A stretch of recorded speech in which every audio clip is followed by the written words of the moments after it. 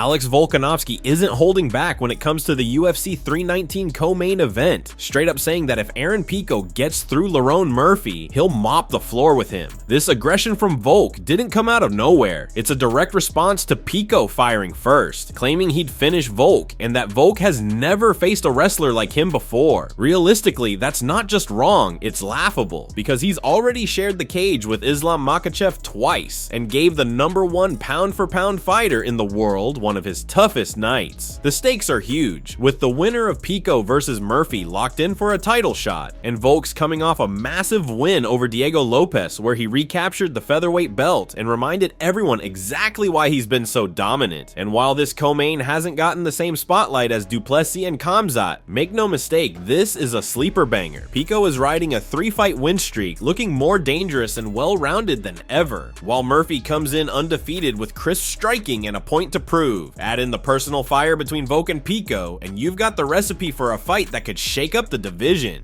Everyone has a puncher's chance, so he does have big hands. He is an all-American wrestler, but I'll tell you right now, what's the bet if we were to wrestle? I'd embarrass him there anyway. That's the thing. A lot of people want to be like, I did this, I did that. Like, I haven't faced them guys in the gym, or I've faced really, really good wrestlers, even much heavier than him. And trust me, I'll do all right. MMA grappling is my world. So yeah, again, I love that. He's got to have that confidence, right? He's got to have that confidence. I'm not going to really take it serious till he goes and shows me something. You've done stuff in your other promotions and whatnot. Come over here, do it here. All right, then I'll look into it a little bit more. But yeah, he's only got a puncher's chance. I'll just leave it at that. He might be good for 1 takedown, 2 takedowns. If he even gets me down, I'm straight back up. Watch him not wanting to, clinch up anymore after that. His best bet is to obviously try and land a big shot. Other than that, I'm up the floor with him.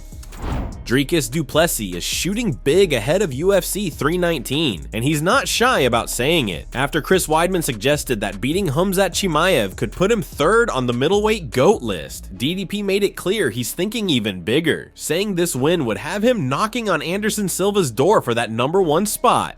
He gave Weidman his flowers, calling himself a huge fan, but couldn't resist taking a little swipe at Silva's era, questioning the level of competition back then, and pointing out that some of those title defenses came against guys who weren't even full-time fighters. Du Plessis says the sport has evolved so much that pulling off a long run of defenses today is way harder, and that makes modern champions all the more impressive. He admits he's still got work to do before he's the greatest, but if he takes out Humzat, he believes he's right there in the mix. With talk like this and the stakes sky high, Saturday night isn't just about defending a belt, it's about planting his flag in middleweight history. What do you think? Can Dricus surpass Anderson Silva's legacy? Leave your comments below. You have to look at it from, I think Chris Weidman is amazing. I'm a massive, massive fan. But you have to look at, when you look at the amount of defenses and you look at a guy like Anderson Silva, for example, I think Anderson Silva is the GOAT. Because he's the guy, he's always been a hero of mine. But you have to look also in terms of era of title defenses, who these guys fought. Did they fight a guy with a part-time job? Did they fight full-time fighters? Was the sport ever as developed as it is right now? But I can't take away from any of those guys. I'm just saying in today's age of fighting, that amount of defenses is not always possible. And right now, I still have a long way to go before I'm considered as the greatest of all time, and even the greatest middleweight of all time. But after this fight, I'm right up there. I'm getting very close to that. Just days before UFC 319, a surprising detail surfaced from inside Khabib's camp. PFL lightweight Gadzi Rabadanov revealed that Khabib Nurmagomedov recently worked with Dricus Du Plessis ahead of his fight with Humzat Chi'maev. While it wasn't a full training camp, they did share several practice sessions. During their drills, Khabib reportedly managed to keep Du Plessis grounded for long stretches, despite giving up size and weight. Rabadanov suggested that if Khabib ever chose to step back into the cage, he could hold his own in the middleweight division. Since hanging up the gloves, Khabib has naturally put on some size, but he's still been seen holding his own against much larger opponents like Luke Rockhold and Corey Anderson. Now with Du Plessis added to that list, Rabadanov says he was impressed by what he saw. The news of Khabib and Dricus training together came as a shock, with Rabadanov casually revealing it while talking about Khabib's current condition.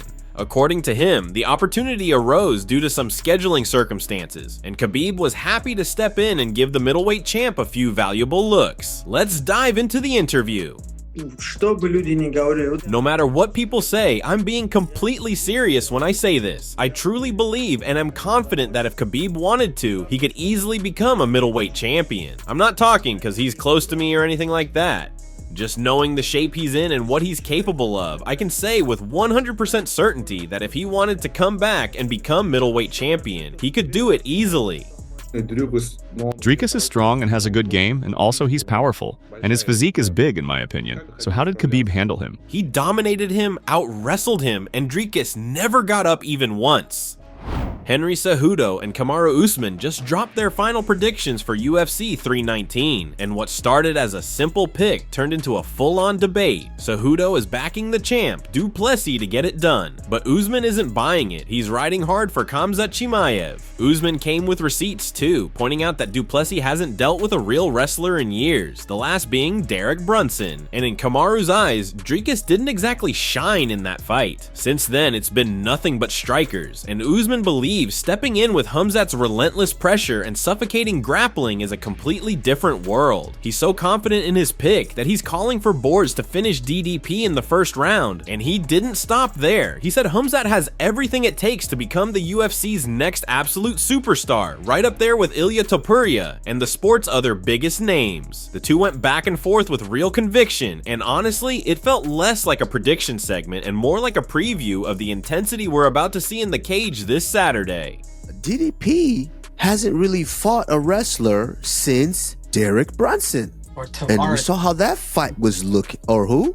Brad Tavares also took him down. Brad Tavares is not a wrestler in any form at all. Brad Tavares has good wrestling, but Brad Tavares is a striker, but not a wrestler. We saw the last time he wrestled. We saw the last time he fought a wrestler.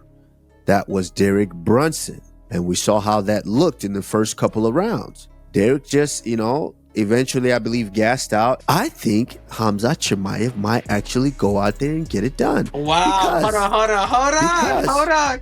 Because, let me explain. Because also, if you look at the landscape of where we are right now, it's almost like every so often, we get a turn. We get a new generation of guys that come out and just become the superstars of the game. That's it from MMA Psycho. Thanks for watching. Don't forget to leave a like and subscribe for daily MMA news.